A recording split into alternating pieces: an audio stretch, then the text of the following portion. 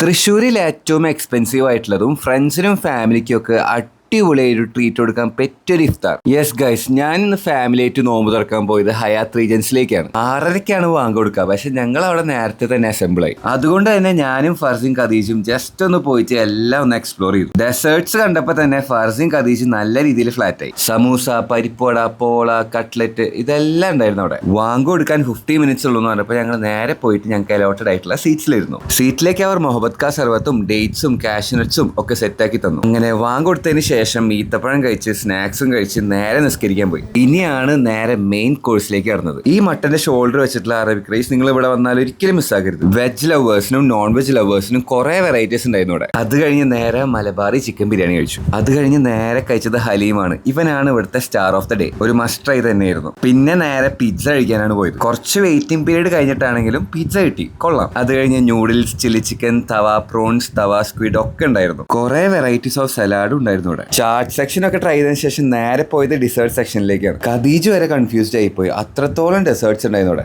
എല്ലാം അടിപൊളിയാന്ന് പറയാൻ പറ്റില്ലെങ്കിലും ചില ഡെസേർട്സ് സൂപ്പർ ആയിരുന്നു. കമ്പയർ ചെയ്യുന്നതല്ല, ഗ്രാൻഡ് ഹയാത്ത് കൊച്ചി ബോൾഗാട്ടിയിലെ ഫുഡിനേക്കാൾ എനിക്ക് ഏറ്റവും ഇഷ്ടമായത് ഇവിടുത്തെ ഫുഡ് തന്നെയായിരുന്നു. For more foodie contents follow Bytes of India.